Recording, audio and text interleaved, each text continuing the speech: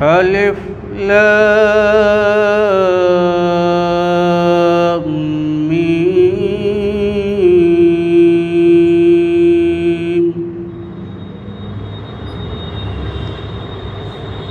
ذلك الكتاب لا ريب فيه هدى للمتقين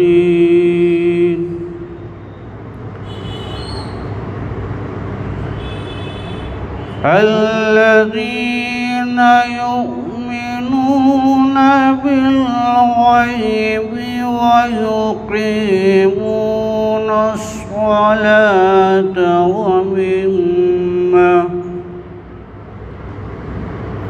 ومما رزقناهم ينفقون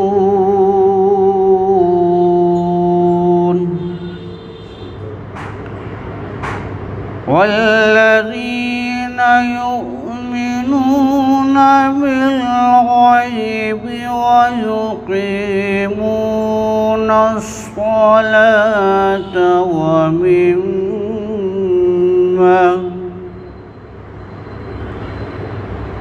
ومما رزقناهم ينفقون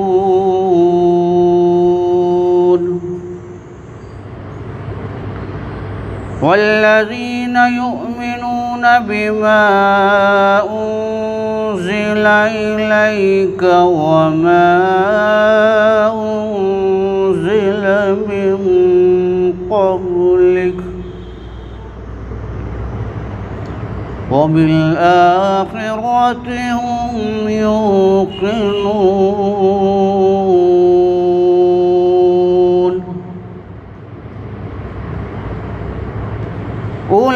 أولئك على هدى من ربهم وأولئك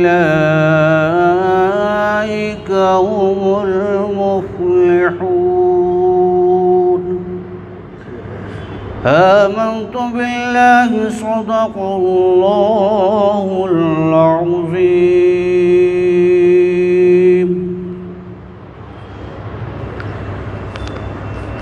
بزم آداب سجائے بیٹھے ہیں، بزم آداب سجائے بیٹھے ہیں اور دل مدینہ بنائے بیٹھے ہیں، دل مدینہ بنائے بیٹھے ہیں اور ان کی مرضی وہ آئیں یا نہ آئیں، ان کی مرضی وہ آئیں یا نہ آئیں، ہم تو پلکیں بچھائے بیٹھے ہیں، ہم تو پلکیں بچھائے بیٹھے ہیں اور بیٹھنے والوں ادب کے ساتھ بیٹھو.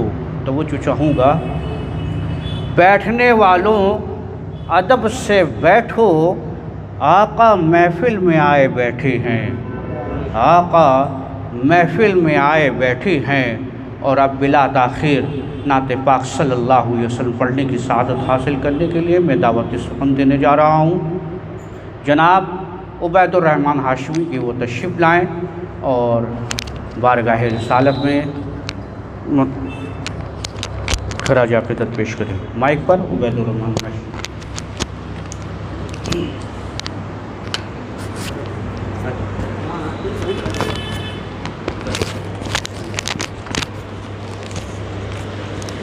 السلام علیکم ورحمۃ اللہ وبرکاتہ. آپ سبھی لوگ ایک بار درود شریف پڑھ لیجئے.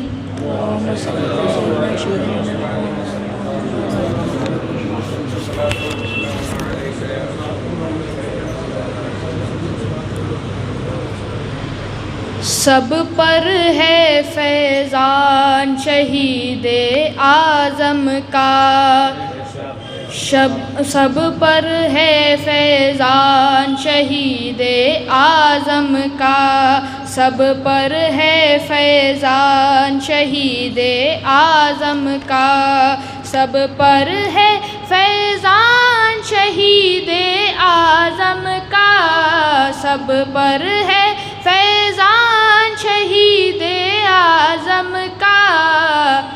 شیدا ہر انسان شہید اعظم کا، شیدا ہر انسان شہید اعظم کا۔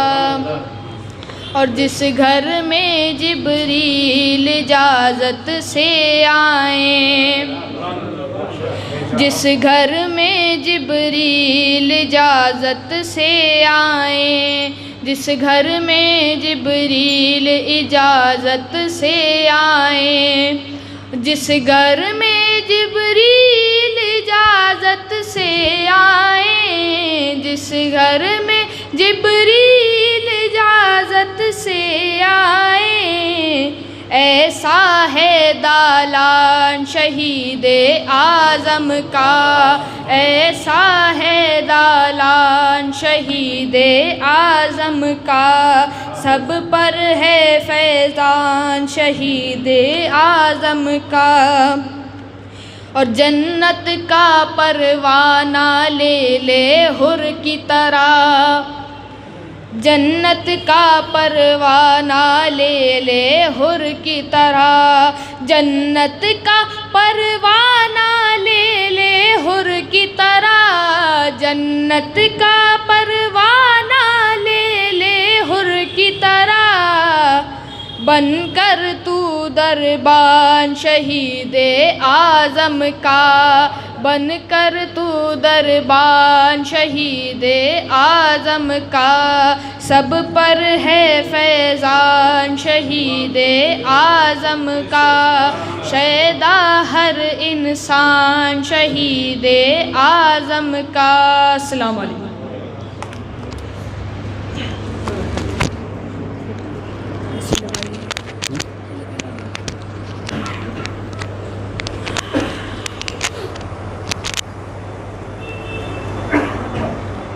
درود پاک پڑھی، اللہم صلی علی سیدنا مولانا محمد وبارک وسلم۔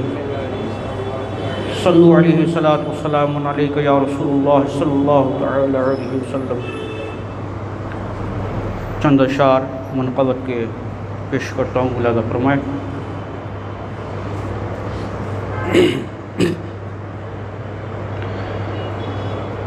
منہ سے ایک بار لگا لیتے جو مولا پانی،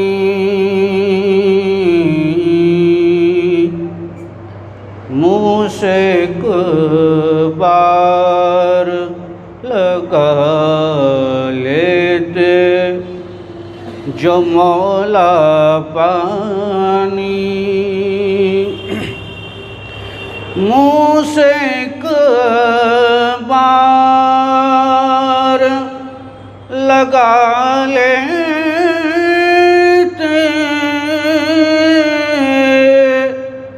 جو مولا پانی،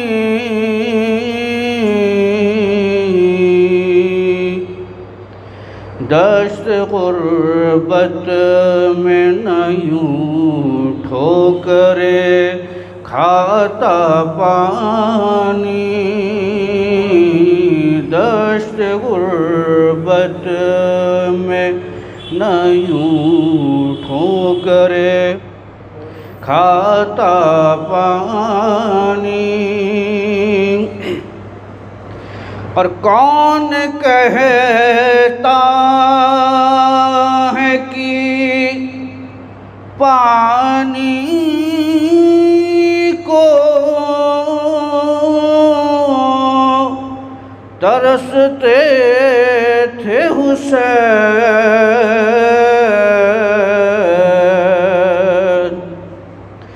کون کہتا ہے کہ پانی کو ترستے تھے حسین، ان کے ہونٹوں کو ترستا رہا پیاسا پانی، ان کے ہونٹوں ترستا رہا پیاسا پانی. اور شعر پر توجہ چاہوں گا. مشق لیے حضرت عباس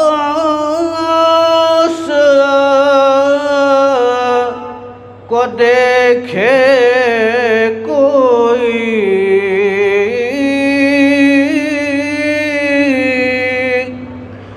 مشق لیے حضرت عباس کو دیکھے کوئی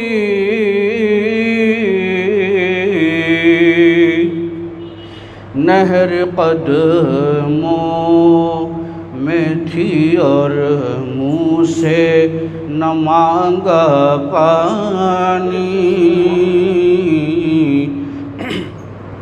نہر قدموں میں تھی اور منہ سے نہ مانگا پانی. منہ سے ایک بار لگا لیتے جو مولا پانی. اور آخری سے پیش کروں ملاحظہ فرمائیں. گرچہ بے دور نے پیاسا ہی ذبح کیا انہیں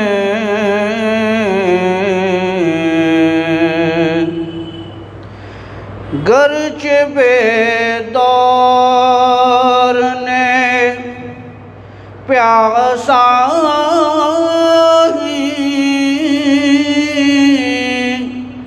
ذبح کیا ان کو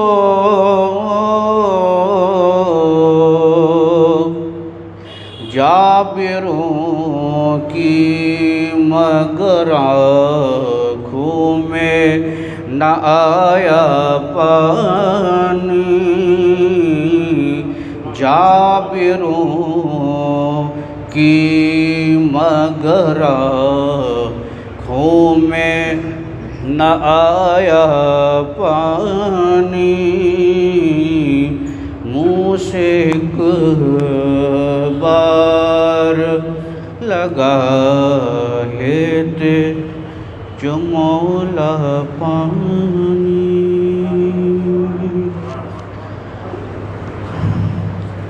حضرات، کوئی بھی شعر یا کوئی بھی بات آپ کو آپ کے دل میں چھو جائے تو آپ حضرات سبحان اللہ الحمدللہ کا ضرور خیال رکھیے، کیونکہ عاشقوں کی جو محفل ہوتی ہے وہ اتنی خاموشی سے نہیں ہوتی. عاشق جو ہوتے ہیں وہ ہر ایک چھوٹی سی چھوٹی بات میں جو ہے وہ مچل جاتے ہیں. دیوانوں کو تو وجد میں آ جانا چاہیے، دیوانوں کو تو وجد میں آ جانا چاہیے اور نعت نبی سن کر مچل جانا چاہیے. الحمدللہ ہم دیوانے ہیں اور دیوانوں کی محفل میں بیٹھے ہیں الحمدللہ. اور بلا تاخیر نعت پاک صلی اللہ علیہ وسلم پڑھنے کی سعادت حاصل کرنے کے لیے میں دعوت سخن دینے جا رہا ہوں. جناب فاضل مسعودی صاحب قبلہ تشریف لائیں اور نعت پاک صلی اللہ علیہ وسلم کی اشاعت کریں. مائک پر فاضل مسعودی صاحب.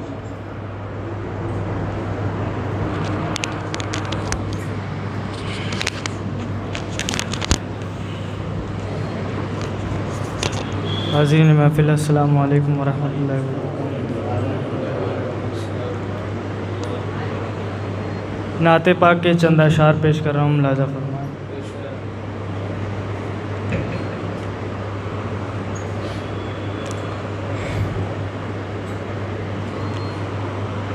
بے مثل ہے کونین میں، بے مثل ہے کونین میں سرکار کا چہرہ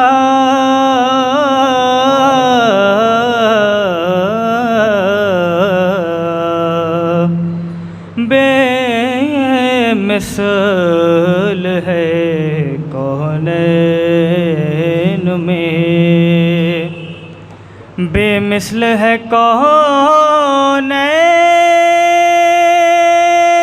میں سرکار کا چہرہ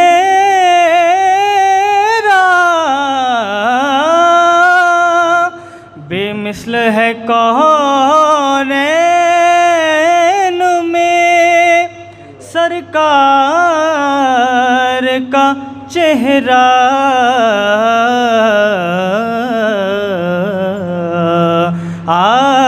آئے نئے حق ہے شہ ابرار کا چہرہ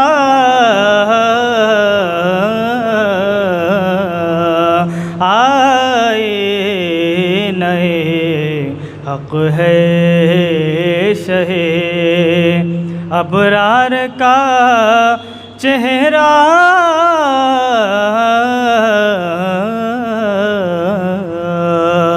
شعر ملاحظہ فرمائیں۔ اے مطلبی پھول بہاروں کے پیمبر،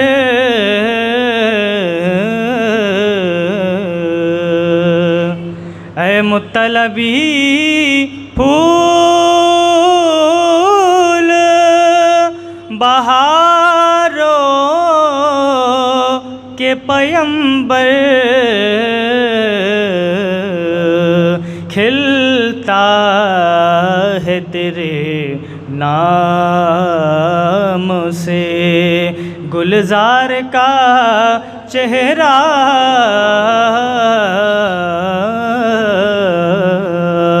کھلتا ہے تیرے نام سے گلزار کا چہرہ۔ اور آخری شعر ملاحظہ فرما لیں کہ پوچھا جو کسی نے کی کیا چیز ہے احسن، پوچھا جو کسی نے کی کیا چیز ہے احسن، کہ پوچھا جو کسی نے کی کیا چیز ہے احسن، تو صدیق نے برجستہ کہا یار کا چہرہ، صدیق نے برجستہ کہا یار کا چہرہ، آئے نئے حق ہے شہ اسلام۔ سبحان اللہ سبحان اللہ۔ اور اب بلا تاخیر میں حضور والا سے گزارش کروں گا حضرت علامہ مولانا شیر محمد صاحب قبلہ کہ وہ تشریف لائیں اور جو ہے اپنے وعظ و نصیحت سے ہم سامعین کے قلوب کو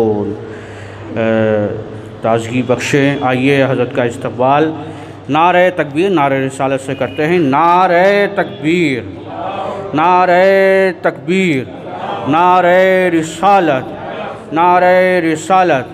علماء کرام، جشن شہید اعظم، سبحان اللہ۔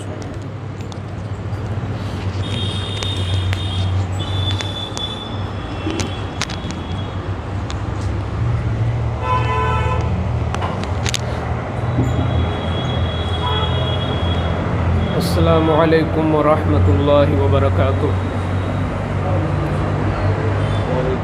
الحمد لله كفى وسلام على عباده الذين اصطفى أما بعد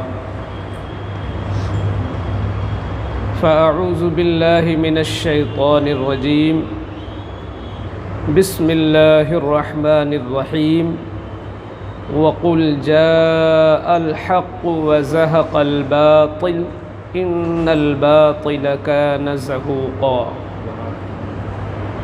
صدق الله مولانا العظيم وصدق رسوله النبي الأمين الكريم ونحن على ذلك لمن الشاهدين والذاكرين والحمد لله رب العالمين۔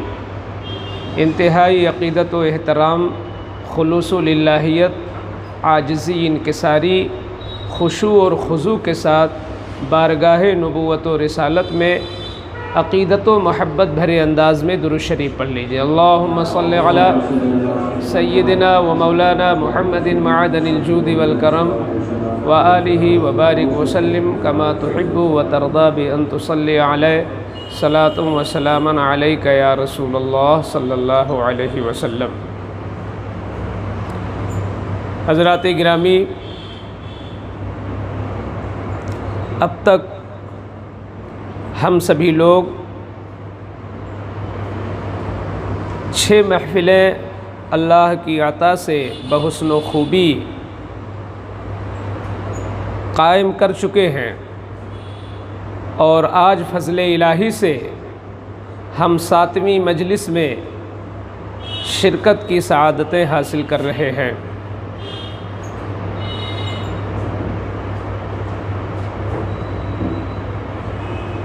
گزشتہ بیان میں صحابہ کرام رضوان اللہ تعالی علیہم اجمعین کی عزت، ان کا رتبہ اور اللہ اور رسول کی بارگاہ میں ان کی شان و عظمت کیا ہے، اس پر گفتگو ہو چکی ہے۔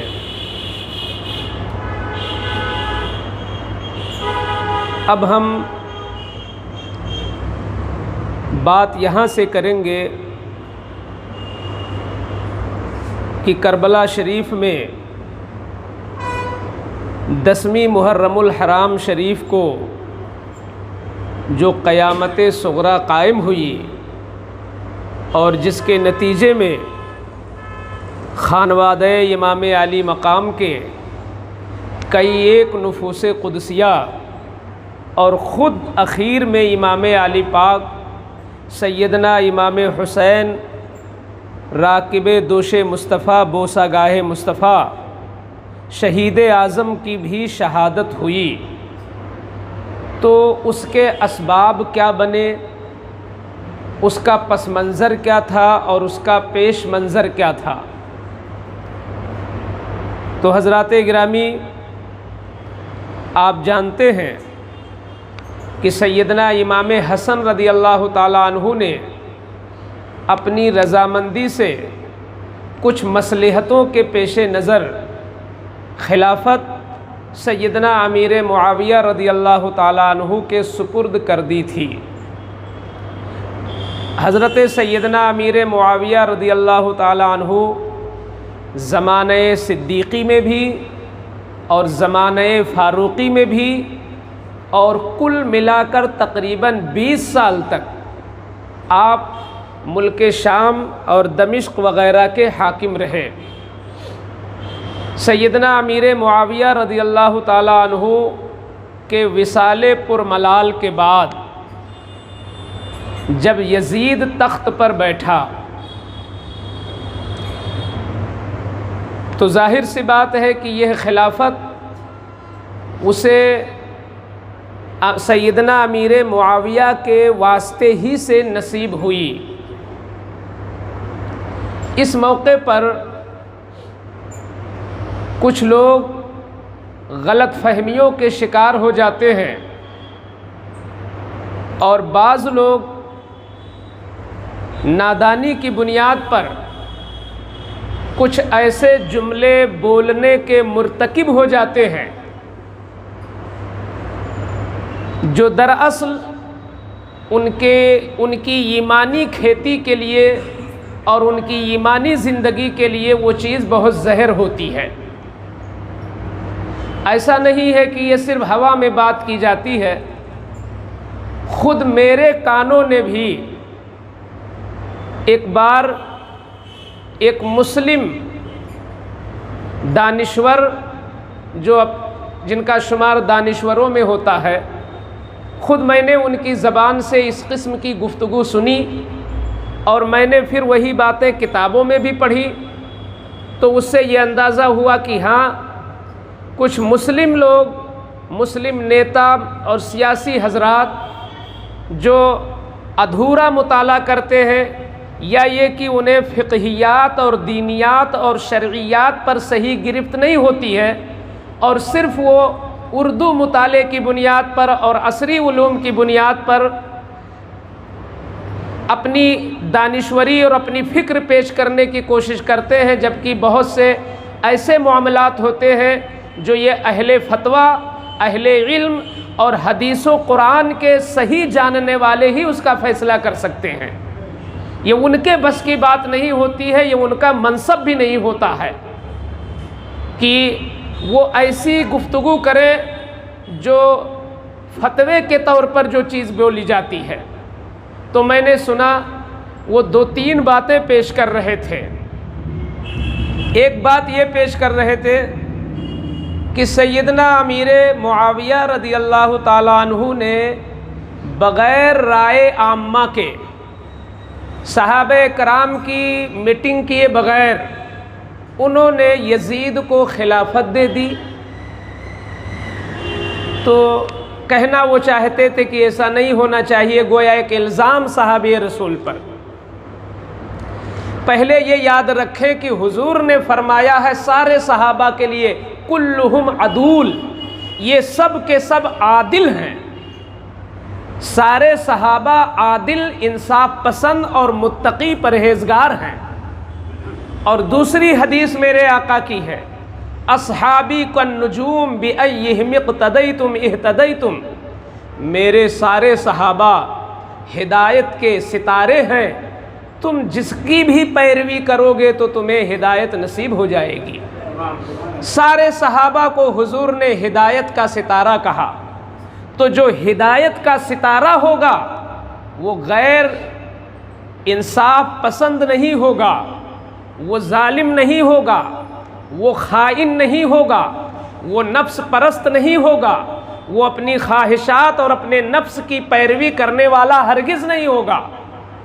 اگر ہماری عقل کہیں پر ٹھوکر کھائے اور ہماری فہم کہیں پر ڈگمگا جائے تو ہم یہ مانیں یہ ہماری کم علمی ہے، یا ہمارے فہم کی کمی ہے، ہماری بصیرت کی کمی ہے۔ معاذ اللہ معاذ اللہ، صد بار معاذ اللہ، صحابہ کرام میں سے کسی صحابی کے تئیں ہلکی سی بھی میلی اپنے قلب میں لانے کی بالکل ضرورت نہیں ہے، یہ آپ کے ایمان کے لیے زہر ہے۔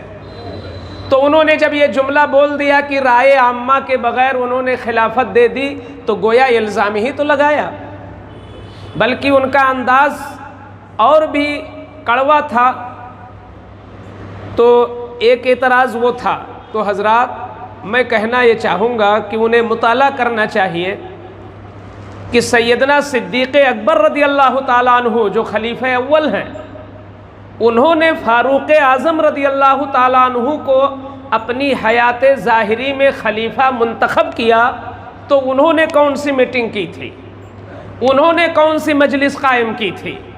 تو پھر اگر خلیفہ اول نے بغیر قیام مجلس کے اپنی ثوابدید کی مطابق، اپنی فہم و بصیرت کے مطابق فاروق اعظم کو اس لائق سمجھا تو خلافت دے دی، تو امیر معاویہ نے اگر رائے عامہ کے بغیر کیا تو کون سا الزام ہے؟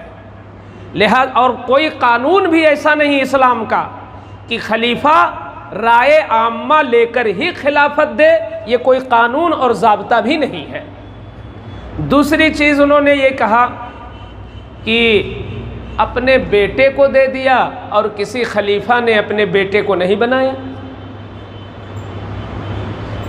تو یہ اعتراض ان کا مکڑی کے جالے سے بھی زیادہ کمزور ہے۔ میں اس لیے ذکر کر رہا ہوں کہ ہمارے سامنے جتنے سامعین ہیں اس کے علاوہ بھی ہمارے سامعین ہیں، ممکن ہے کہ کسی کے سامنے اس قسم کی باتیں آتی ہوں یا آئیں تو وہ پہلے سے ذہن میں ان باتوں کا جواب رکھیں کہ کوئی شریعت کا کوئی ایسا قانون ہے، کوئی ایسی حدیث ہے یا کوئی ایسی آیت ہے یا کوئی ایسا فرمان ہے کہ جہاں پر بیٹے کو خلافت دینا منع ہو، تو آپ کو صرف یہ کہنا کہ بیٹے کو دے دیا تو بیٹے کو دینا ممنوع نہیں ہے، اور یہ دلیل دینا کہ کسی اور صحابی نے نہیں دیا تو کسی اور صحابی نے بہت سارے جائز کام نہیں کیے، تو کسی صحابی کا نہ کرنا یہ عدم جواز کی دلیل نہیں ہو سکتی ہے۔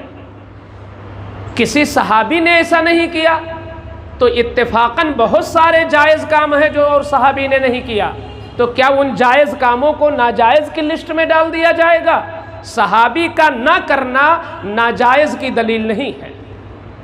منع کرنا، اگر منع کیا ہو تو وہ دکھایا جائے کہ بیٹے کو نہیں دیا جا سکتا۔ تیسری بات جو انہوں نے کہی تھی اس کا جواب، تیسری بات یہ کہ یزید جیسے ظالم و جابر، فاسق و فاجر، نااہل شرابی، زانی، ایسے بیٹے کو انہوں نے خلافت دے کر گویا کہ ایک بھیڑیے کے ہاتھ میں بکریوں کے چرانے کا اور بکریوں کی دیکھ ریکھ کا اس کو ذمہ دار بنا دیا کہ جیسے کوئی بھیڑیے کو ذمہ دار بنا دے، ایسے انہوں نے یزید کو خلیفہ بنا دیا۔ تو حضرات، جب ہمارا یہ عقیدہ ہے کہ ہر صحابی عادل ہے، ہر صحابی متقی ہے، ہر صحابی امین ہے، اور خصوصاً امیر معاویہ، اللہ اکبر، یہ تو ایسے صحابی ہیں کہ ان کا عدل و تقوی اس پائے کا تھا کہ سیدنا امام اعظم ابو حنیفہ کے ایک بہت بڑے شاگرد ہیں عبداللہ ابن مبارک، مشہور شاگردوں میں، بہت بڑے فقیہ تھے۔ ایک بار ان سے کسی نے پوچھا کہ یہ بتائیے امیر معاویہ افضل ہیں کہ عمر ابن عبدالعزیز افضل ہیں؟ عمر ابن عبدالعزیز یہ 4 خلفاء میں نہیں آتے ہیں، یہ 5ویں نمبر پر ان کا نام آتا ہے۔ تو ویسے مشہور تو 4 خلفاء راشدین ہیں، مگر تقوی ان کا اتنا بلند تھا حضرت عمر ابن عبدالعزیز کا کہ ان کے تقوی کی بنیاد پر علماء نے ان کو 5واں خلیفہ مانا اور کہا یہ بھی خلیفہ راشد ہی ہیں۔ اپنے تقوی کی بنیاد پر، تقوی کی بنیاد پر ان کو علماء محققین بزرگوں نے خلیفہ راشد ہی کا درجہ دیا ہے۔ بقیہ سارے صحابہ خلیفہ راشد نہیں، خلیفہ راشد وہی 4 ہیں، مگر ان کو 5واں خلیفہ راشد کہا جاتا ہے ان کے تقوی کی بنیاد پر۔ تو کسی نے ان سے پوچھ لیا کہ امیر معاویہ افضل ہیں کہ عمر ابن عبدالعزیز؟ تو دیکھو امام اعظم کے شاگرد کے علم کا کیا عالم رہا ہوگا۔ سیدنا امام اعظم ابو حنیفہ، ان کے شاگرد عبداللہ ابن مبارک جواب دے کے تم ان دونوں کا ان کو کمپیئر کرتے ہو، ان کا مقابلہ کرتے ہو؟ عمر ابن عبدالعزیز تابعی ہیں اور امیر معاویہ صحابی ہیں، تم ایک تابعی کو صحابی کے مقابلے میں پیش کرتے ہو کہ کون افضل ہے؟ ارے ان کی ذات کو چھوڑو، امیر معاویہ نے جس گھوڑے پر بیٹھ کر رسول اللہ کے ساتھ جنگ کیا غزووں میں، وہاں گرد جو اڑی اور وہ گرد ان کے گھوڑے کی ناک پر جو بیٹھ گئی، وہ گرد بھی عمر ابن عبدالعزیز سے افضل ہے۔ اللہ، یہ ان کا جواب تھا۔ صحابی دنیا کا کتنا بھی بڑا غوث، قطب، خواجہ، ابدال، کوئی کتنے بھی ہو، مگر کسی صحابی کے تلوے تک نہیں پہنچ سکتے۔ یہ سرکار کے چہرے والضحیٰ کی شان ہے کہ جو بحالت ایمان زیارت کر لے اور اسی حالت میں دنیا سے چلا جائے تو 60 سالہ 70 سالہ عبادت کرنے والا کوئی غوث و قطب اس کے تلوے کو بھی نہیں پا سکتا ہے۔ یہ شان صحابیت ہوتی ہے۔ تو عمر ابن عبدالعزیز سے بتایا ان کے گھوڑے کی ناک میں بیٹھنے والی گرد بھی افضل ہے۔ تم ان کی ذات کی بات تو بہت دور کی بات ہے، اور پھر امیر معاویہ ان مخصوص لوگوں میں سے ہیں جن پر سرکار نے اعتماد فرمایا، اور قرآن کی وحی لکھنے کے لیے جن لوگوں کو آپ نے منتخب کیا ان میں اہم نام امیر معاویہ کا ہے، آپ کاتب وحی بھی ہیں۔ دوسری فضیلت آپ کی یہ ہے کہ سرکار کی زوجہ حضرت ام حبیبہ یہ امیر معاویہ کی بہن ہیں، تو اس اعتبار سے رشتہ مصاہرت میں یہ سرکار کے سالے بھی لگتے ہیں، بڑا قرب ہے امیر معاویہ کا مصطفیٰ جان رحمت سے۔ تو یہ الزام لگانا کہ ایک فاسق و فاجر کے ہاتھ میں خلافت کیوں دے دی، تو اس کا جواب ہمارے علماء نے یہ دیا ہے کہ جس وقت انہوں نے خلافت دی تھی اس وقت وہ اس کا فسق و فجور ظاہر نہیں ہوا تھا، تو حکم کب لگے گا؟ جب کسی کا فسق ظاہر ہوگا تبھی تو، جب کسی کی شرارت کھل کے سامنے آئے گی تبھی تو شریر کہا جائے گا۔ اگر ایسے ہی الزام لگایا جائے تو میں ایسے نادانوں سے پوچھنا چاہوں گا کہ تم اس شیطان کے بارے میں کیا کہتے ہو کہ جب وہ معلم الملکوت تھا، وہ فرشتوں کا استاذ رہا، مگر جب شرارت ظاہر ہوئی اور نور مصطفیٰ کی بے ادبی کیا، آدم کو سجدہ نہیں کیا، تبھی تو وہ جنت سے نکالا گیا، ورنہ جب تک ایسا معاملہ نہیں تھا تو وہ فرشتوں کا بھی استاذ رہا ہے۔ تو لہٰذا امیر معاویہ نے جو بھی کیا، جس مصلحت سے بھی یہ کیا، الحمدللہ انہوں نے اپنے اعتبار سے اللہ کے نزدیک ان کی کوئی گرفت نہیں ہے۔ جو بھی واقعات کربلا ہوئے اور جو شرارت یزید کی ہوئی اس کا ذمہ دار یزید ہے، یزید ذمہ دار ہے۔ نوح علیہ السلام کا بیٹا اگر ایمان نہیں لایا اور وہ غرق ہو گیا طوفان نوح میں تو نوح کی نبوت پہ کوئی فرق نہیں پڑتا۔ تو اس لیے اگر یزید نے علی اصغر علی اکبر کے قتل کا بیڑا اٹھایا اور کنبہ مصطفیٰ کے ساتھ اس قدر ظلم و جبر کیا تو یزید کا یہ ظلم امیر معاویہ کی صحابیت پہ فرق نہیں ڈالے گا، ان کی صحابیت اپنی جگہ محفوظ و مسلم ہے۔ جہاں تک رہا یزید کا معاملہ تو 4 بڑے اماموں میں سے امام احمد بن حنبل ان کا فتویٰ یہ ہے کہ یزید کافر ہے۔ ظاہر سی بات ہے کہ اتنے بڑے امام اگر صاف صاف اس کو کافر لکھتے ہیں تو ان کے نزدیک اس کا کفر ثابت ہو چکا، اور وہ مطمئن تھے اس پر جبھی انہوں نے کفر کا فتویٰ دیا۔ مگر ہمارے امام اعظم ابو حنیفہ چونکہ آپ فرماتے ہیں کہ کسی کے ایمان کا ایک احتمال ہو اور اس کے کفر کا 99 احتمال ہو تو ابھی سکوت اور توقف کیا جائے گا جب تک 100% اس کے کفر کی طرف معاملہ نہ آئے، اس وقت تک اس کو کافر نہیں کہا جائے گا۔ تو اس وجہ سے یزید کو کافر تو نہیں لکھا امام اعظم نے، مگر مسلم بھی نہیں مانا ہے۔ اس کا یہ معنی نہ لیا جائے کہ ہمارے امام نے اس کو مسلم مانا ہے، اس کو مانا ہے گمراہ، گمراہ گر، فاسق، فاجر، جہنمی، قابل لعنت۔ یہ الفاظ امام اعظم ابو حنیفہ نے، اور یہی سیدنا اعلیٰ حضرت امام اہل سنت کا بھی یہی فتویٰ ہے کہ وہ فاسق ہے، فاجر ہے، گمراہ گر ہے، قابل مستحق لعنت ہے وہ۔ بہرحال یزید جب بیٹھا تخت خلافت پر تو اس کو پتہ تھا کہ مدینہ منورہ میں 3 شخصیتیں اس طرح ہیں کہ جن کے علم، جن کا تقوی، جن کی شہرت مسلمانوں میں پھیلی ہوئی ہے۔ اگر انہوں نے اپنی خلافت کا اعلان کر دیا تو کوئی میری خلافت جلدی تسلیم نہیں کرے گا، سارے لوگ ادھر ہی چلے جائیں گے۔ ان میں سب سے بڑا نام سیدنا امام حسین کا تھا، عبداللہ ابن زبیر کا تھا اور عبداللہ ابن عمر کا تھا۔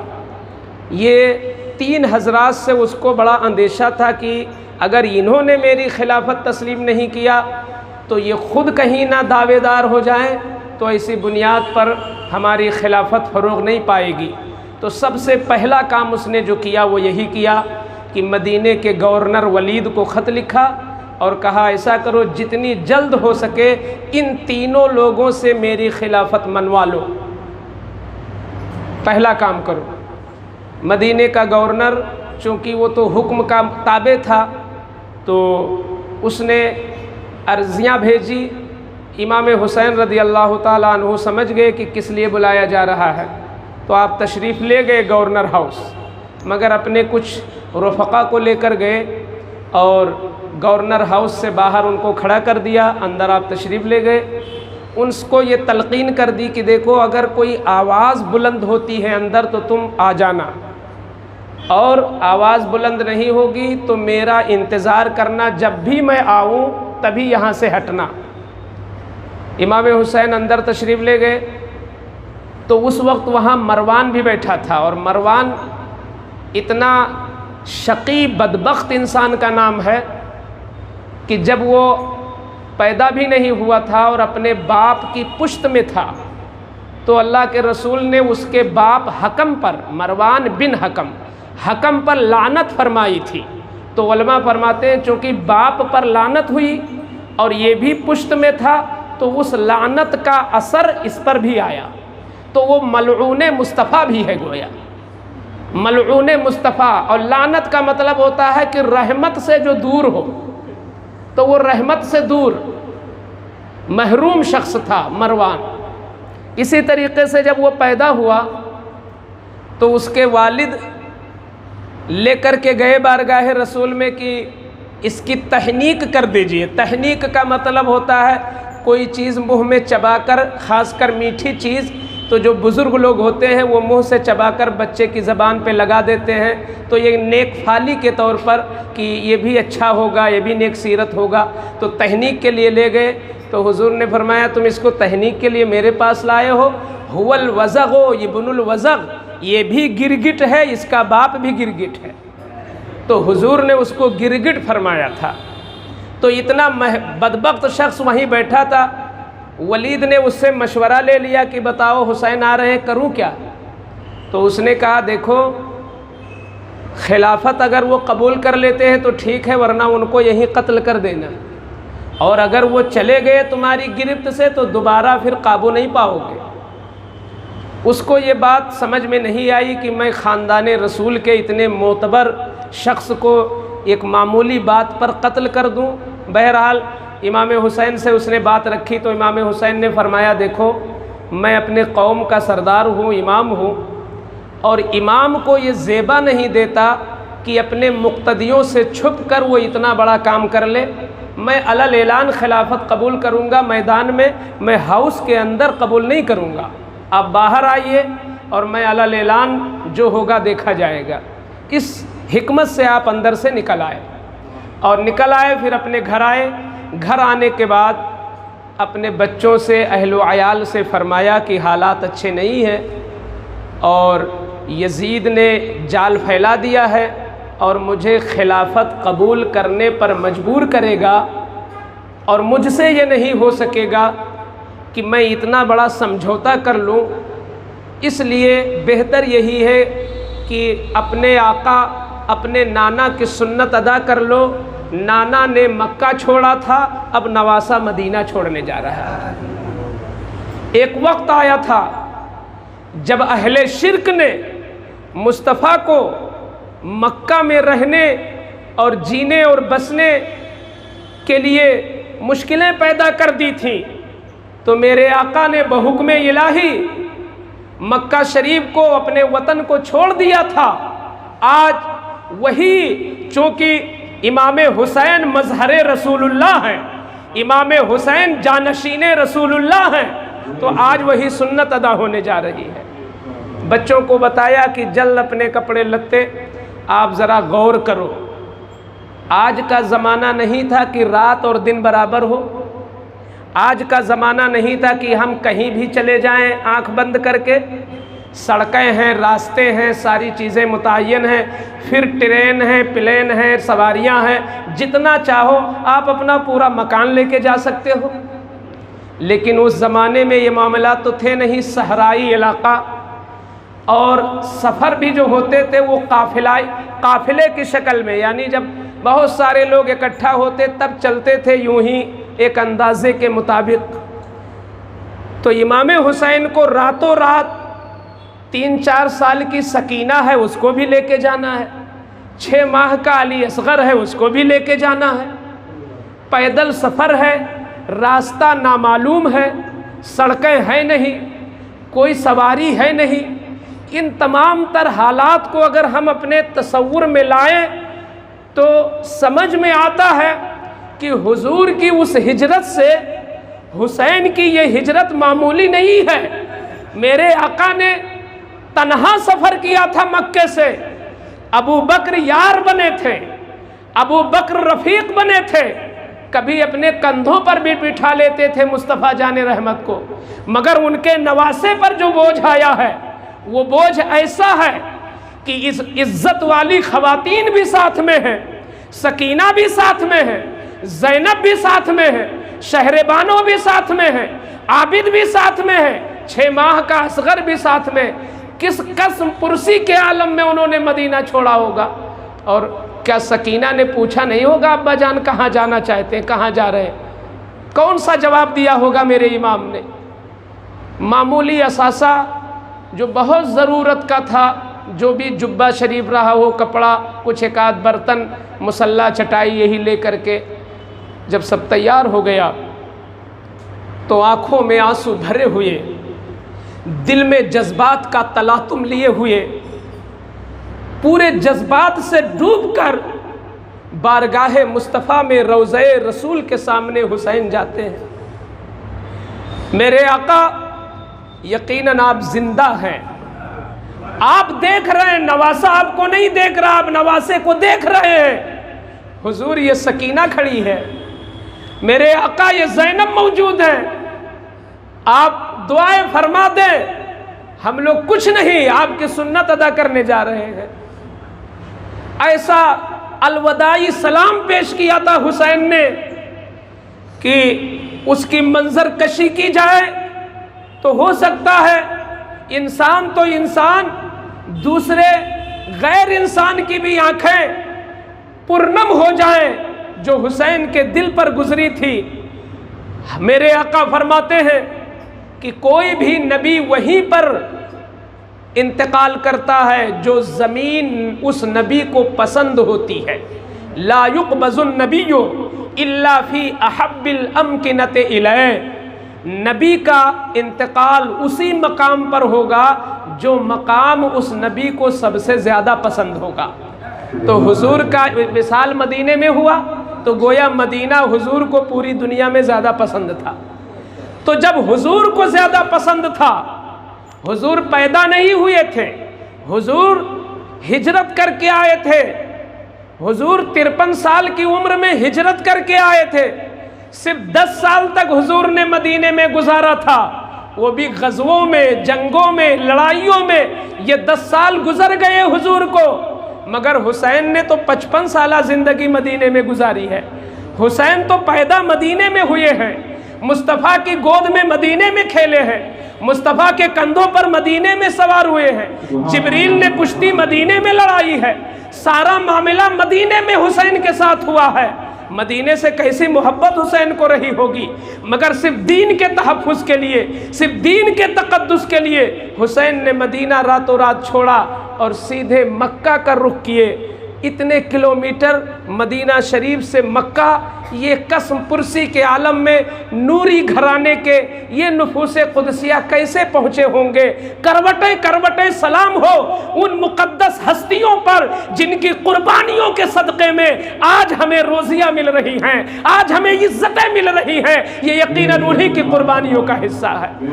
پہنچے مکہ شریف تو وہاں جانے کے بعد آپ خاموش ہو گئے، نہ اپنی بات رکھی، نہ یزید کی کوئی بات رکھی، مگر کہتے ہیں نا مشک آست کی خود ببوید نہ کہ عطار بگوید. مشک وہ ہوتا ہے جو خود مہک جائے، یہ نہیں کہ عطار کہے کہ یہ مشک ہے. مشک تو خود ہی اپنے کو بتا دیتا ہے میں مشک ہوں. آپ جب تشریف لائے تو ادھر ادھر آوازیں پھیل گئی کہ نواسے رسول تشریف لے آئے ہیں، اور یہ بات کوفہ تک پہنچ گئی. تو کوفہ یہ حضرت مولا علی کے ماننے والوں کا اس زمانے میں مرکز تھا. اور کتابوں میں لکھا ہے کہ شیعان علی، شیعان علی کا مطلب محبان علی، یہ معنی نہیں شیعہ. شیعان علی یعنی محبان علی. تو محبان علی کا وہ مرکز تھا. تو ان لوگوں کو پتہ چلا کہ مولا علی کے بیٹے آئے ہوئے ہیں، تو ان لوگوں رسل و رسائل کا زمانہ، نہ ڈاک کا نظام تھا نہ برقی نظام تھا، یعنی نہ فون ٹیلی فون موبائل وغیرہ کا معاملہ تھا اور نہ ہی ڈاکیا والا معاملہ تھا. تو کیا کرتے وہ لوگوں نے دستی خط بھیجا، اور 3 دن کے اندر 3 آدمیوں کے ذریعے وہ خط گئے، اور تقریباً 53 خط اہل کوفہ کے بارگاہ حسین میں پہنچے. سارے خطوں کا مضمون ایک تھا، اے میرے مولا علی کے بیٹے نواسے رسول، آپ لائق امامت ہیں اور آپ ہی لائق خلافت ہیں. یزید نے جس کو یہاں پر امام بنا کے بھیجا ہے وہ امامت کے لائق نہیں ہے. ہم لوگ نہ اس کے پیچھے جمعہ پڑھتے ہیں نہ عید، پڑھتے بھی ہیں تو مجبوراً پڑھتے ہیں. آپ آ جائیں تو ہم آپ کے پیچھے نمازیں پڑھیں گے، آپ کی بیعت قبول کریں گے، آپ کے حکم کے مطابق زندگی گزاریں گے، اور یزید کے مقرر کیے ہوئے امام کو ہم معزول کر دیں گے. اور آپ اگر نہیں آتے ہیں تو پھر مجبوراً ہمیں اسی نااہل کے پیچھے نمازیں بھی پڑھنی ہوگی اور ہمیں یزید کی خلافت بھی ماننا پڑ جائے گا. یہ بات امام حسین کے دل کو چھو گئی کہ کتنی ان کے بات میں بہت دم تھا. گویا کہ اگر کہیں فسق پھیل رہا ہو، کہیں ظلم پروان چڑھ رہا ہو، اور کہیں پر سرکشی جنم لے رہی ہو، ایسے موقع پر اگر کسی امام برحق کو دعوت دی جائے کہ آپ آئیے، یہاں فسق و فجور کا آپ سے خاتمہ ہو جائے گا، آپ آئیں گے تو یہاں سے ظلم کا خاتمہ ہو جائے گا، ایسی صورت میں امام برحق کے لیے ضروری ہوتا ہے کہ لوگوں کی دعوت قبول کرے. تو امام حسین کے سامنے تو اب مجبوری آ گئی. مگر آپ نے جب اپنی رائے ظاہر کیا تو وہاں پہ کچھ اکابر صحابہ کرام بھی تھے جو حقیقت میں حسین کے خیر خواہ تھے. جب آپ نے اپنی رائے ظاہر فرمائی تو اکابر صحابہ کرام نے رائے دی کہ آپ ہی مظہر رسول اللہ ہو، آپ ہی یادگار مصطفیٰ ہو، آپ نہ جاؤ، کیونکہ کوفیوں کی بدعہدی اور ان کی غداری ضرب المثل ہے. وہ عہد شکن قوم ہے، وہ بے وفا قوم ہے، ان کی سرشت اور فطرت میں غداری ہے. آپ کے ساتھ کہیں وہی کام نہ کر جائیں. تو اب امام حسین کے لیے بہت عظیم مرحلہ آ گیا. حضور صدر الافاضل مفسر قرآن علامہ سید نعیم الدین مراد آبادی علیہ الرحمہ کہتے ہیں کہ بڑا پیچیدہ مسئلہ آ گیا امام کے پاس کہ ایک طرف اکابر صحابہ کا اصرار کہ حضور آپ نہ جائیں ورنہ بدعہدی ہوگی آپ کے ساتھ، اور دوسری طرف ان کا خط کا مضمون کہ آپ نہیں آئیں گے تو ہم ظالم کے پیچھے نماز پڑھیں گے. میرے امام کرتے تو کیا نہ کرتے. ایسی صورت میں اب امام کریں تو کیا کریں؟ اپنے خیر خواہوں کی بات مانیں یا وہاں پر لوگوں کی پکار پر لبیک کہیں؟ ایسی صورت میں یہی ایک صورت سامنے آئی میرے امام کے کہ کم سے کم میں خود نہ جاؤں تو اپنا نائب کا پہلے بھیج دوں تاکہ میرا نائب جا کے حقیقت حال بیان کر دے مجھ سے. تو آپ نے مسلم بن عقیل اپنے بھائی کو بھیجا، بھیا آپ جاؤ اور جا کے دیکھو کہ ان کے خط کا جو مضمون ہے یہ صحیح ہے کہ نہیں، یہ اسی کے مطابق عمل کر رہے ہیں کہ نہیں، جا کے ہمیں بتانا. آج کا دور نہیں تھا کہ تत्काल کوئی چیز فیصلے میں لے لی جائے.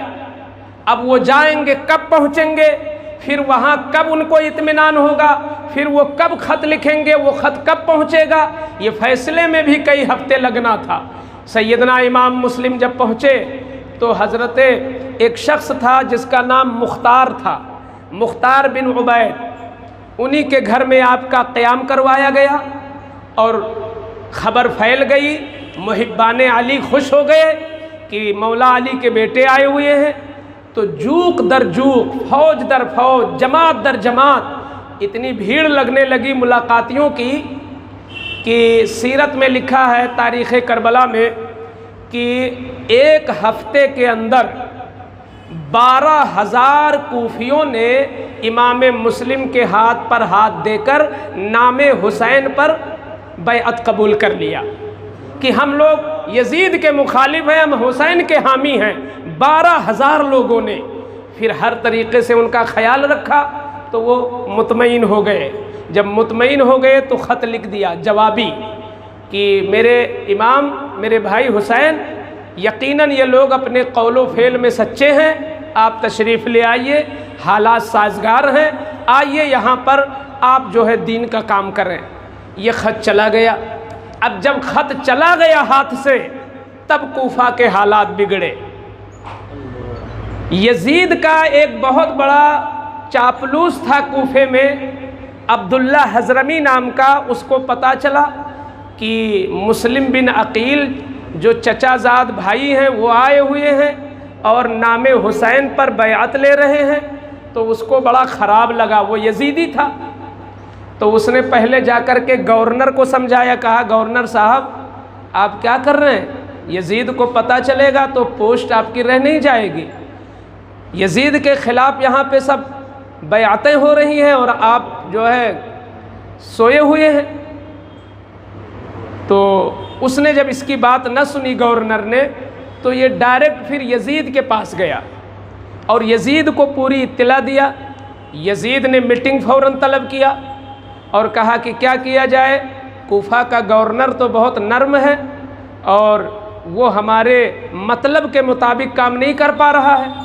تو لوگوں نے رائے دیا کہ کوفہ سے قریب ہے بصرہ, جو وہاں کا حاکم ہے وہ بہت سخت مزاج ہے, ایسا کیجئے کہ چینج کر دیجئے.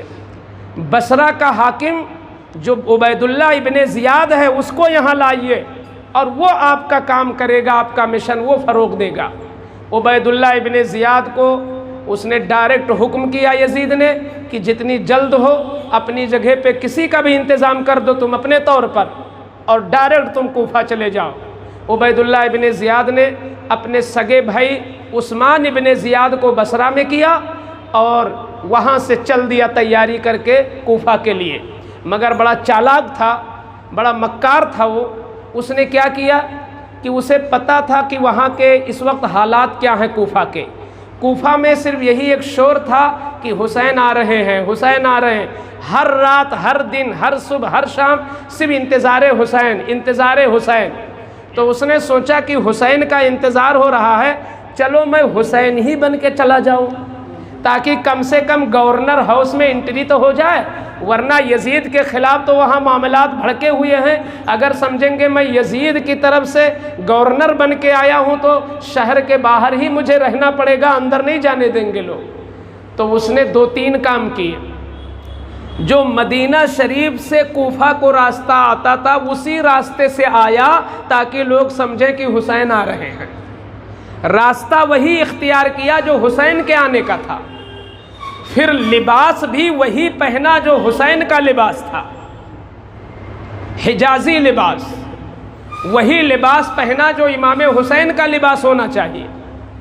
اور وقت جو منتخب کیا وہ رات کا, مغرب اور عشاء کے بیچ, تاکہ رات میں کوئی جان نہ پائے کہ یہ کون ہے. اور چوتھا کام کیا کہ چہرے پر پردہ ڈال دیا.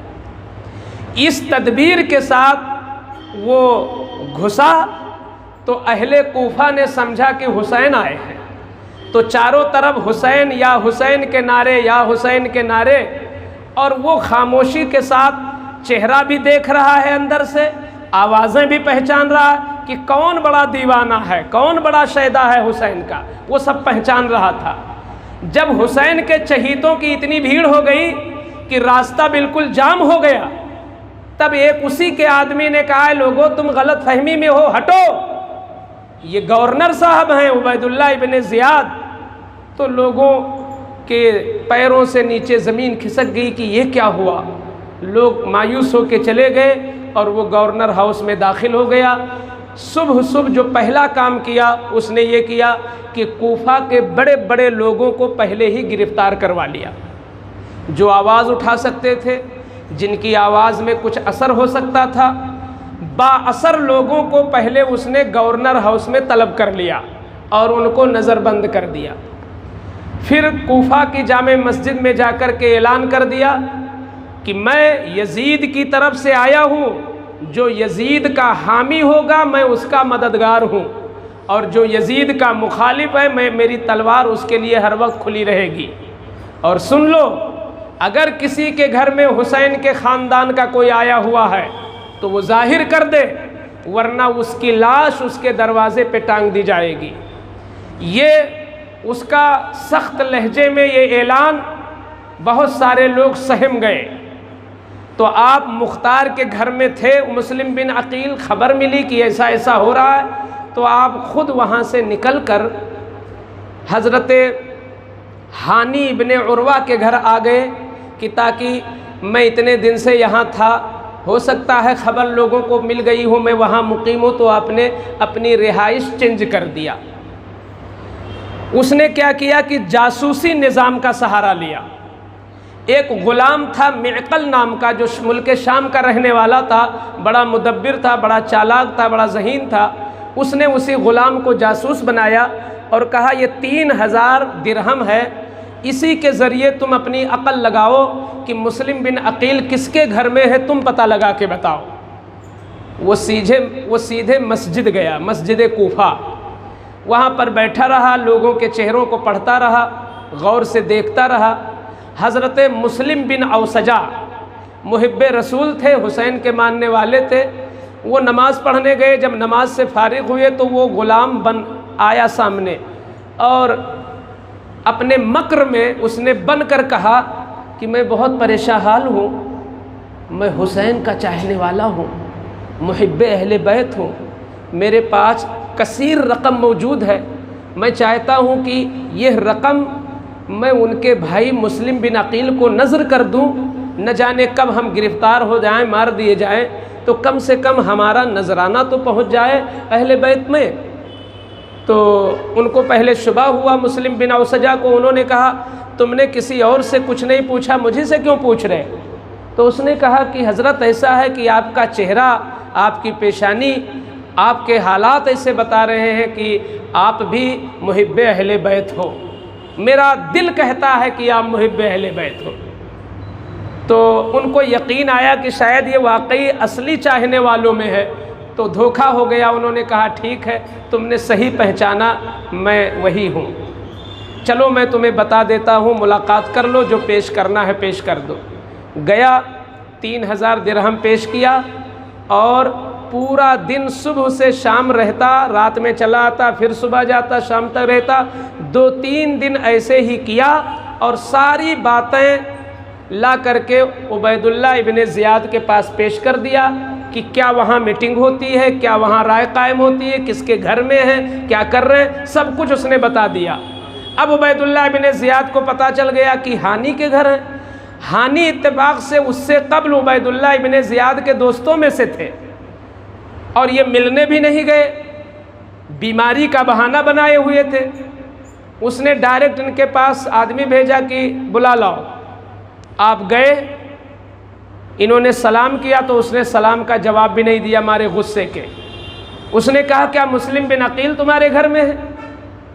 تو دروغ مصلحت آمیز، بے از راستی فتنہ انگیز، وہ جھوٹ جو مصلحت پر ہو وہ فتنہ والی سچ سے بہتر ہوتا ہے۔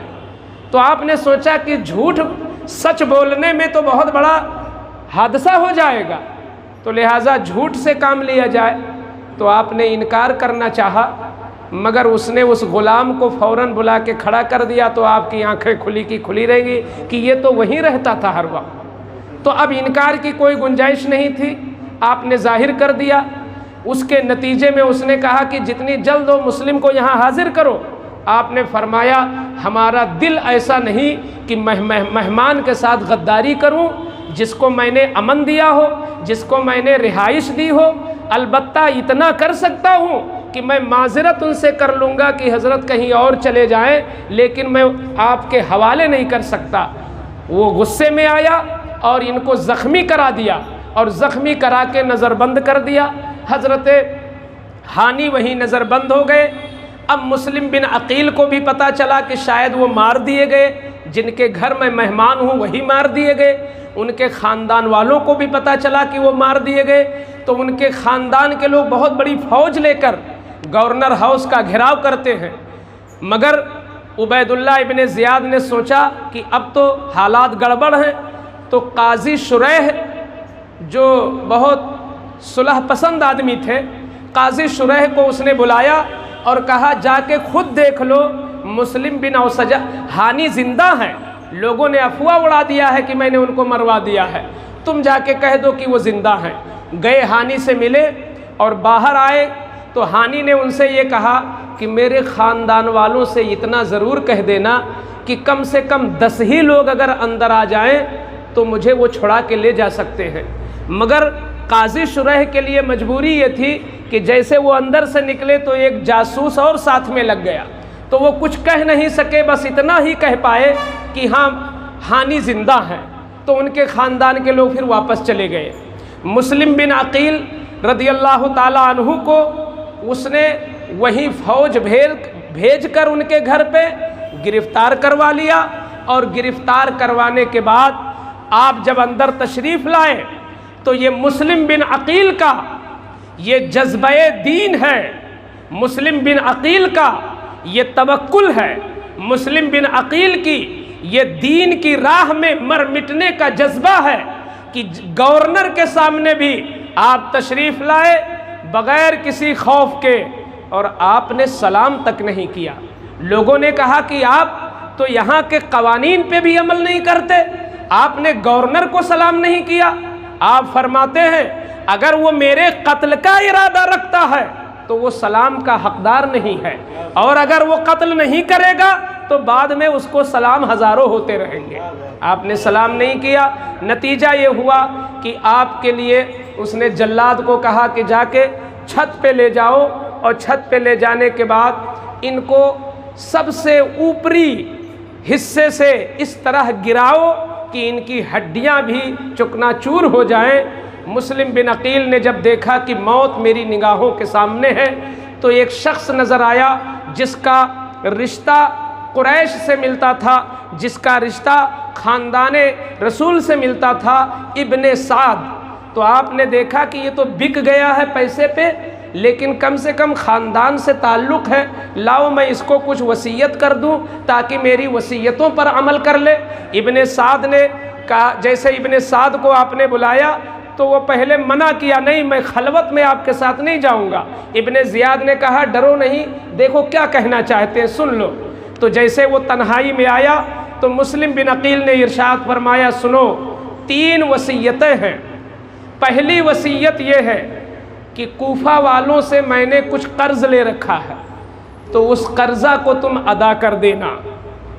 دوسری وصیت یہ ہے کہ میں نے اپنے بھائی حسین کو خط لکھ دیا ہے کہ حالات اچھے ہیں مگر اچانک حالات بگڑ گئے ہیں، حالات اچانک بگڑ گئے ہیں، ایسی صورت میں تم کیا کرو گے؟ ایسا کرو کہ میرے بھائی تک آپ خبر پہنچا دو کسی نہ کسی طرح کہ حالات بگڑ گئے ہیں، وہ نہ آئیں۔ اور تیسری وصیت یہ ہے کہ میری لاش کی یہ تذلیل کریں گے، تم سے میں گزارش کرتا ہوں کہ میری لاش کو تم دفن کروا دینا۔ یہ 3 وصیتیں آپ نے کی۔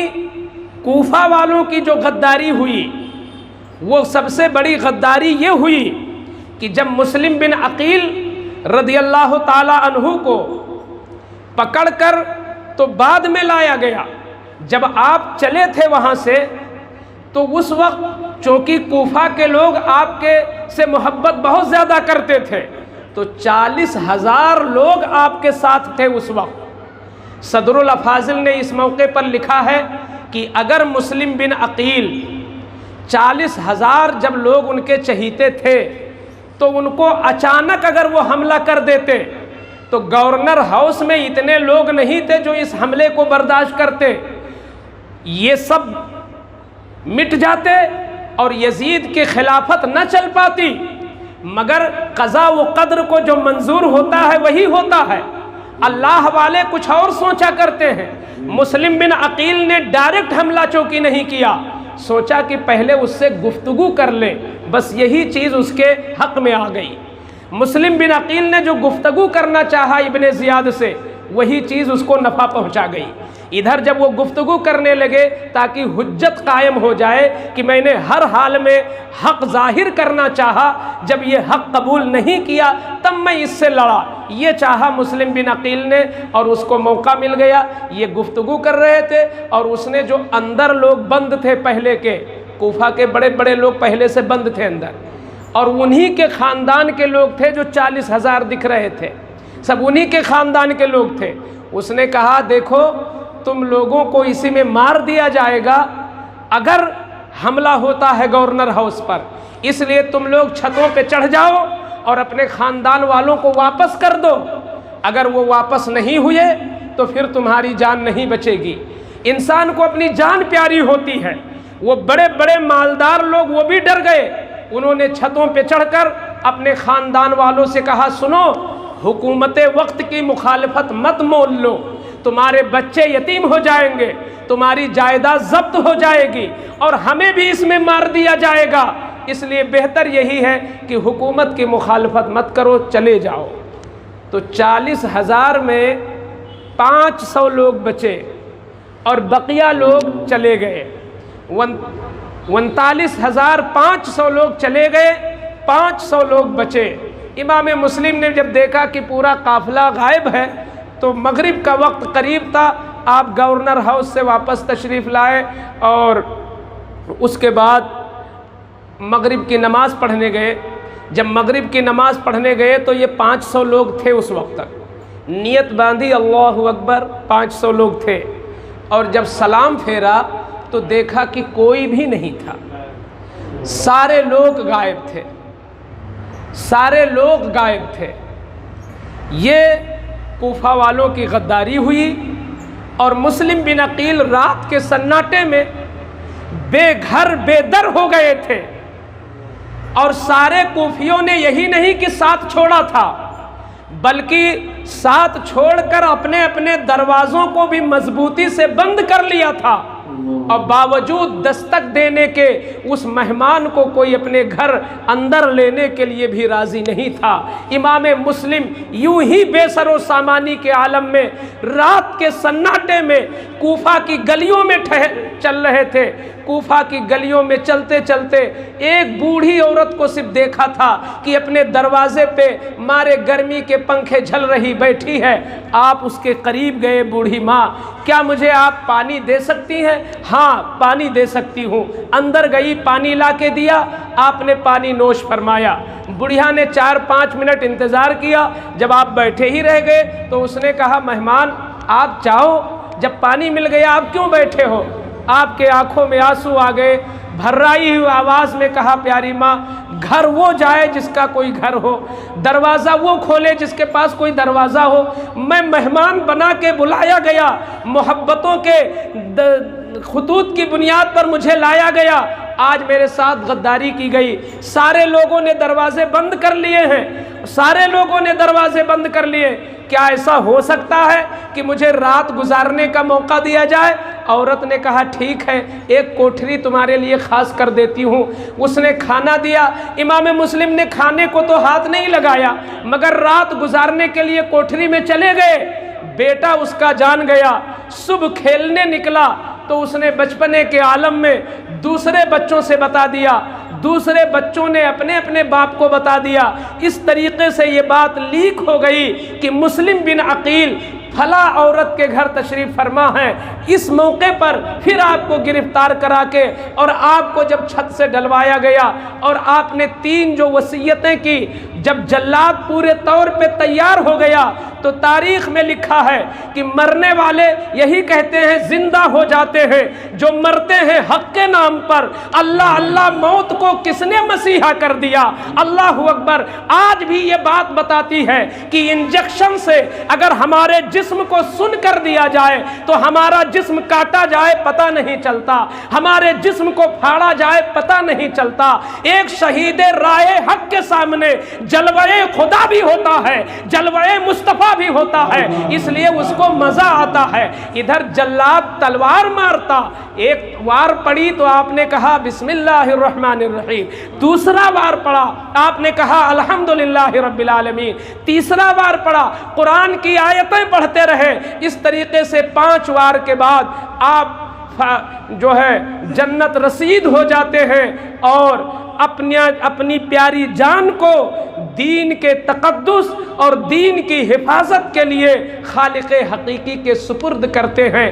آج ہم کچھ نہیں کر سکتے، کم سے کم اتنا کر سکتے ہیں کہ ان کا ذکر جمیل کر کے ہم اپنی سماعت کو، ہم اپنی روح کو ٹھنڈک پہنچائیں اور ان کی سیرت میں اپنی سیرت نکالنے کی کوشش کریں، جو ان کا ڈھرا تھا وہی ڈھرے پہ چلنے کی کوشش کریں۔ مولا تعالی ہم سب کو فیضان امام مسلم سے مالا مال فرمائے، ان کی شہادت کا صدقہ نصیب فرما دے، اور آج کی اس محفل کو خون مسلم بن عقیل کے صدقے میں اللہ تعالیٰ قبول فرما دے۔ آئیے کھڑے ہو کر صلاۃ والسلام۔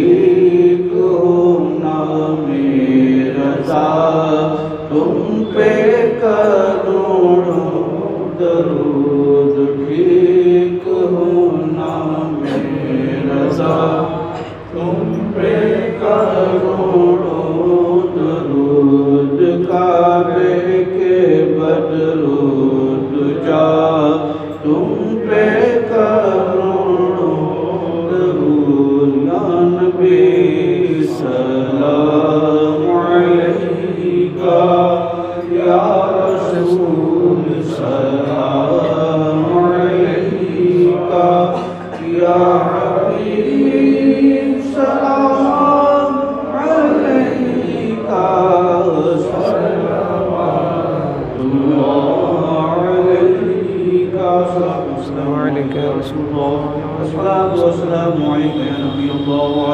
وأصحابك يا شفيعنا يوم القيامة.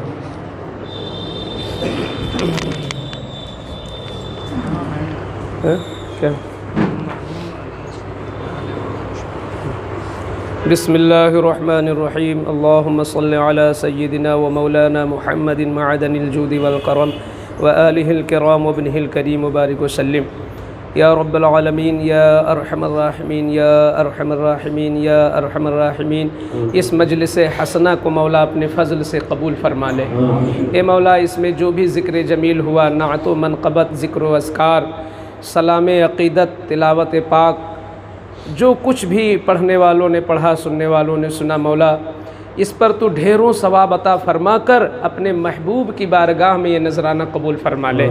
پیارے آقا صلی اللہ علیہ وسلم کی جملہ ازواج مطہرات امہات المومنین، ان کے بطن اقدس سے تشریف لانے والی اولادیں، جملہ اہل بیت اطہار، جملہ صحابہ صحابیات، جملہ تابعین طب تابعین، جملہ ائمہ مجتہدین، جملہ ائمہ حدیث، ائمہ تفسیر، جملہ محققین، جملہ اولیاء کاملین، صادقین، صالحین، تمام مومنین، مومنات، مسلمین، مسلمات کی روح طیبات کو درجہ بدرجہ یہ ثواب نذر ہے مولا قبول فرما. اے مولا کریم آج ہمارے درمیان سے تشریف لے جانے والے بلگرام شریف کے شیخ طریقت سید طاہر میاں صاحب قبلہ، مولا کریم تو ان کے درجات کو بلند فرما دے. مولا انہیں تو غریق رحمت فرما دے اور ان کے لواحقین کو صبر جمیل عطا فرما دے. اے مولا کریم اس مقدس اور معتبر جلسے کے بانی جناب سید غلام محی الدین ہاشمی صاحب اور ڈاکٹر انوار احمد ہاشمی، ڈاکٹر جاوید احمد ہاشمی، نفیس ہاشمی، نسیم بانو، سید نہال احمد ہاشمی، سید شمس الحق، عالیہ شبینہ ماجدہ، سید فیروز عرف پیارے میاں. مولا کریم اس خانوادہ ہاشمی کے جتنے بھی مرد و زن، چھوٹے بڑے، ابھی اور پچھلے دنوں میں جو بھی دنیا سے تشریف لے گئے ایمان و اسلام پر، مولا کریم اس مجلس حسنہ کا ثواب ان سبھی کی روح کو بالخصوص پیش کرتے مولا قبول فرما لے.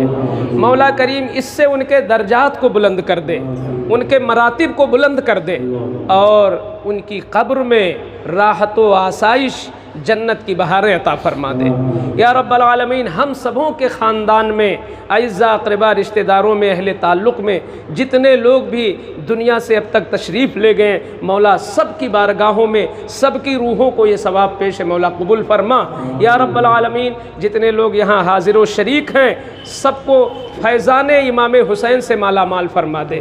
اے مولا کریم ہم اسی لالچ میں حاضر ہوتے تیرے حضور، تیرے پیارے محبوب کے پیارے نواسے بڑے بافیض ہیں. اے مولا ان کی نسبت سے ہماری جسمانی اور روحانی تمام تکالیف کو دور فرما دے. مولا ہم سب کو صحت و شفا عطا فرما، صحت و شفا عطا فرما. مولا ہمارے ڈاکٹر اقبال ہاشمی صاحب کی عمر میں بے پناہ برکت عطا فرما. مولا انہیں طاقت و قوت اور صحت و شفا کے ساتھ تادیر ان کا سایہ ہم سب پر سلامت فرما. مولا کریم ہمارے جتنے بزرگ یہاں تشریف فرما ہیں مولا سب کی عمر میں بے پناہ برکتیں عطا فرما اور سب کو اپنے حقوق، واجبات، باقی ماندہ کام کو بحسن و خوبی انجام دینے کی توفیق عطا فرما. مولا ہم سب کا خاتمہ ایمان پر نصیب فرما. وصلی اللہ تعالی علی خیر خلقہ وعلی آلہ و اصحابہ اجمعین برحمتک یا ارحم الراحمین بحق لا الہ الا